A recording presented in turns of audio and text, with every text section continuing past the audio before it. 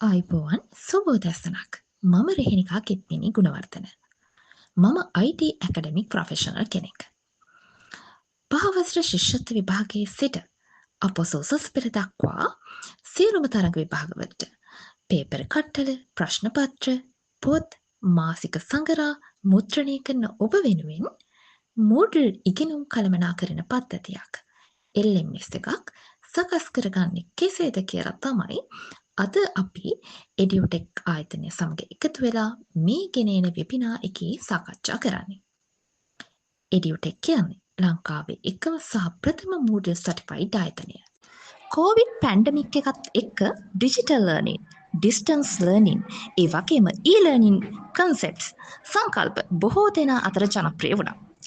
ඒ තුළින් අපේ අධ්‍යාපනය දරුවන්ට කාර්යක්ෂමව රැගෙන යන්නට පුළුවන් වුණා. අපි ඉන්නේ මේ 21 වන සියවසේ. ඒ කියන්නේ අපි ගනුදෙනු කරන්නේ ජෙන් සීලත් එක්ක. ඒ කියන්නේ ඉසත් පරම්පරාවේ දරුවන් එක්ක. ඉසත් පරම්පරාවේ දරුවන් කියන්නේ අන්තර්ජාලය, ස්මාර්ට්ෆෝන්, ඒ වගේම සෝෂල් මීඩියා සමග හැදී වැඩෙන පළවෙනි පරම්පරාව. ඔවුන් තාක්ෂණික දැනුමක් තියෙන, ඒ වගේම සමාජීය වශයෙන් සවිඥානික, අපි කියන always connected පරම්පරාවක් කියලා. අධ්‍යාපනය ඩිජිටල් කරණය වෙමින් යන මේ යුගයේ ප්‍රශ්නපත්‍ර මුද්‍රණකරුවන් වන ඔබ ඇයි මුද්‍රිත ප්‍රශ්නපත්‍රවල සිට ඩිජිටල් Moodle LMS එකක් දක්වා ගමන් කළ යුත්තේ? අපි සාකච්ඡා කරමු මොනවද මුද්‍රිත ප්‍රශ්නපත්‍රවල තිබෙන අඩුපාඩු අවාසි කියලා. මුද්‍රිත ප්‍රශ්නපත්‍ර මුද්‍රණයෙන් පසු බෙදා හැරීමට සැලකිය යුතු මුදලක් වැය වෙනවා. මේ දවස්වල තිබෙන යුදමේ වාතාවරණය, රටේ තිබෙන ආර්ථික අර්බුදය සමග ඇති වූ තත්ත්වයන් හේතු කොටගෙන වියදම් වැඩි. ඒ නිසා Moodle LMS එකක් මේකට හොඳම විසඳුම විදිහට අපට හඳුන්වා දෙන්න පුළුවන්. ඒ වගේම කාලය, ප්‍රශ්නපත්‍ර මුද්‍රණය කරායින් පසුව ඒවා බෙදා හැරීමට තැහෙන කාලයක් ගත වෙනවා. ඉතින් කාලය අවම කරගෙන ඔබේ ව්‍යාපාරය ඊළඟ අදියරට ගෙන යන්න මම හිතනවා මෙය අතිශයින් වැදගත් වේ කියලා. කඩදාසි භාවිතා කරලා පරිසරයට වෙන හානියත් අවම කරගන්න මේ හරහා හැකියාව ලැබෙනවා. අපිට මේ දවස්වල කතා වෙන දෙයක් තමයි අධ්‍යාපන ප්‍රතිසංස්කරණ. ඉතින් මුද්‍රණයෙන් පසු ප්‍රශ්නපත්‍ර වෙනස් කරන්න අපහසුයි මුද්‍රිත ප්‍රශ්නපත්‍රවල. නමුත් Moodle LMS එකක් යාවත් කාලින කිරීමට පහසුයි. සිසුන්ට ප්‍රතිචාර දක්වන්න අපහසු තාවයක් තියෙනවා මේ මුද්‍රිත ප්‍රශ්නපත්‍රවල. නමුත් ප්‍රතිචාර දැක්වීමේ පහසුව වැඩි දියුණු කරනවා මේ Moodle LMS එකක් භාවිතා කිරීම හරහා.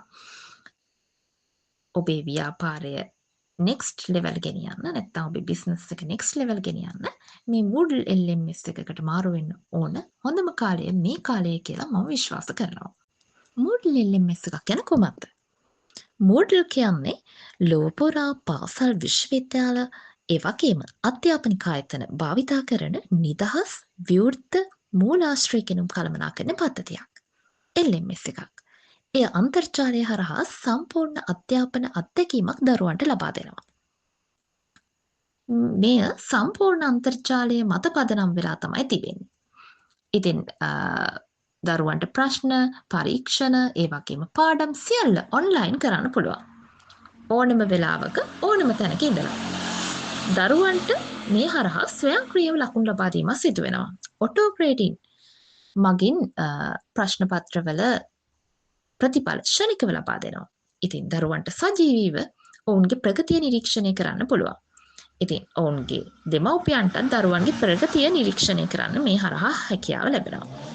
ඒ වගේම ඔබටත් ව්‍යාපාරය කරගෙන යන ඔබටත් දරුවන්ගේ ප්‍රගතිය, දරුවන් ලකුණු ලබා ගත්තේ කෙසේද, දරුවන් අඩු සාමාර්ථ ලැබූ විෂයන් මොනවද, මේ පිළිබඳව charts මගින් ප්‍රගතිය නිරීක්ෂණය කරලා ඒ සඳහා ගැළපෙන ප්‍රශ්න, අඩු විෂයන්ට වැඩි ලකුණු ලබා ගන්න ආකාරයේ ප්‍රශ්න දරුවන්ට සකස් කර දෙන ඔබටත් මේ හරහා අවස්ථාව ලැබෙනවා. මොකද දරුවන්ගේ ප්‍රගතිය ඔබටත් ප්‍රස්ථාර මගින් ඒ සමරි එක දැක බලා ගැනීමේ හැකියාව තිබෙන නිසා.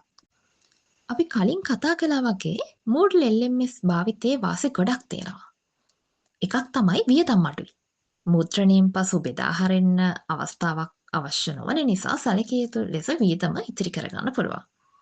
ඒ වගේම දරුවන්ට ස්වයංක්‍රීයව ලකුණු ලබා දෙන නිසා ක්ෂණික ප්‍රතිඵල දරුවන්ට දැක බලා ගැනීමේ හැකියාව තියෙනවා. ඔබට දත්ත විශ්ලේෂණය කිරීමේ හැකියාව තියෙනවා. සිසුන්ගේ කාර්ය සාධනය නිරීක්ෂණය කරලා දුර්වලතා හඳුනා ගැනීමටත් මේ හරහා අවස්ථාව හැකියාව ලැබෙනවා. ඕනෑම තැනක ඉඳන් ප්‍රවේශ වෙන්න පුළුවන්. anytime anywhere. අන්තර්ජාල සම්බන්ධතාවයක් ඇති ඕනම ස්ථානයක ඉඳන් සිසුන්ට ප්‍රවේශ වෙන්න පුළුවන්. ස්මාර්ට්ෆෝන්, ටැබ්ලට්, ඒ වගේම ලැප්ටොප්ස් ඕනම ඩිවයිස් එකක් ස්මාර්ට් ඩිවයිස් එකක් කරහා අන්තර්ජාල පහසුකම් තියෙන ඕනම ඩිවයිස් එකකින් දරුවන්ට මේ සඳහා ප්‍රවේශ වීමේ හැකියාව පවතිනවා. පරිසර හිතකාමී. කඩදාසි භාවිතය අවම කිරීම නිසා පරිසරයේ සංරක්ෂණයට මේ හරහා ඔබ දායක වෙනවා. print publishers ලවන ඔබට මේ හරහා ලැබෙන වාසි මොනවද? ඩිජිටල් පරිවර්තනය ඔබේ ව්‍යාපාරයේ ලබා දෙන අවස්ථා මොනවද?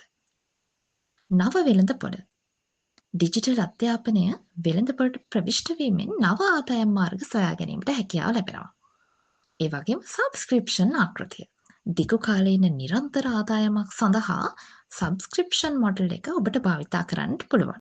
පහසුවෙන් යාවත්කාලීන කිරීමේ හැකියාව තියෙනවා. අන්තර්ගතයේ ක්ෂණිකව යාවත්කාලීන කර හැකි නිසා නවතම තොරතුරු සෑම විටම ඔබට ලබා දෙන්න පුළුවන්.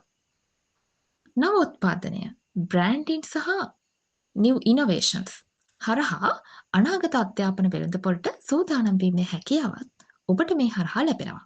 මම හිතනවා මේ කරුණු කාරණා ඔබට හොඳ අවබෝධයක් ලබා දෙන්නට ඇති කියලා ඔබේ බිස්නස් එක next level ගෙනියන්න. අද අප ඔබට පෙන්වන්නේ MCQ question types, drag and drop question types, ඒ වගේම true and false question types, matching question types කොහොමද දරුවන්ට සකස් කරලා දෙන්නේ කියලා.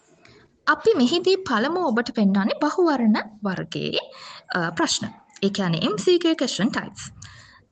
ඉගෙන ගන්න දරුවන්ට හරිම ආසාවෙන් ආකර්ෂණීය ලෙස ප්‍රශ්න සකස් කරන්න පුළුවන් ඔබට මේ MCQ වර්ගයේ question types භාවිතා කරලා. ඕනෑම ශ්‍රේණියකට ගැලපෙන අයුරින් අපට බහුවර්ණ ප්‍රශ්න සකස් කරන්න පුළුවන් මේ පෙන්වන ආකාරයට. ඊළඟට අපි කතා කරන්නේ true and false වර්ගයේ ප්‍රශ්නාවලි. මෙහිදී දරුවන්ට පහසුවෙන්ම නිවැරදි වර්ණය තෝරන්න ඉඩහසර ලබා දී. ඊළඟට පිළිවෙල සැකසීමේ ප්‍රශ්න. නැත්නම් අපි කියනවා ordering questions කියලා. උදාහරණයක් විදිහට සෞර ග්‍රහ මණ්ඩලයේ ග්‍රහලෝක 8 පිළිවෙලට සකස් කිරීමට දරුවාට ඉඩහසර ලබා දී තියෙනවා. නීරස වූ අධ්‍යාපනය රසවත්ව දරුවන් වෙත ගෙන යාමට මේ තුලින් අපට හැකියාව ලැබෙනවා. drag and drop questions. මේ ප්‍රශ්න වර්ගය භාවිතා කරලා අපි උදාහරණයක් විදිහට බලමු. අපස උසස් පෙළ දරුවන්ට ජීව විද්‍යාව හදාරන දරුවන්ට ඔවුන්ගේ දැනුම පරීක්ෂා කරන්න ඉතාමත් අපූර්ව ක්‍රමයක් විදිහට මේ ප්‍රශ්නාවලිය යොදා ගන්න පුළුවන්. අපි මෙහිදී උදාහරණයක් විදිහට දක්වලා තියෙන ශාකයක කොටස් නම් කරන්න. ඉතින් මේ වගේ ඉතාමත් ආසාවෙන් දරුවන් කැමති විදිහට ජෙන්සීලා ආසාවෙන් කියන ප්‍රශ්න වර්ගයක් බවට මේ පත් වේවි. ඊළඟට අපි ඔබට පෙන්වා තියෙන්නේ ගලපා ගැනීමේ ප්‍රශ්න වර්ගය. අපි මෙහිදී දක්වා තියෙනවා විවිධ රටවලට අයත් කොඩි වර්ග. මේ කොඩි වර්ග වලට අයත් රටවල් දරුවන්ට තෝරන්න අවස්ථාව අපි මෙහිදී ලබා දීලා තියෙනවා. අවසානයේට drag and drop makers ප්‍රශ්න වර්ගය තමයි අපි ඔබට පෙන්වලා තියෙන්නේ.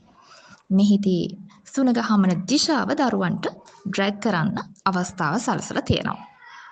ඊටමත් ආසාවෙන්ම දරුවන් මේවා කරනවා කියලා අපිට නොඅනුමානයි. මේ ප්‍රශ්න වර්ග සියල්ලම නිවැරදිව මේ ප්‍රශ්න වර්ග සියල්ලටම නිවැරදිව පිළිතුරු සපයා අවසානයේ සබ්මිට් කරන්න අවස්ථාව දරුවාට ලබා දීලා තියෙනවා.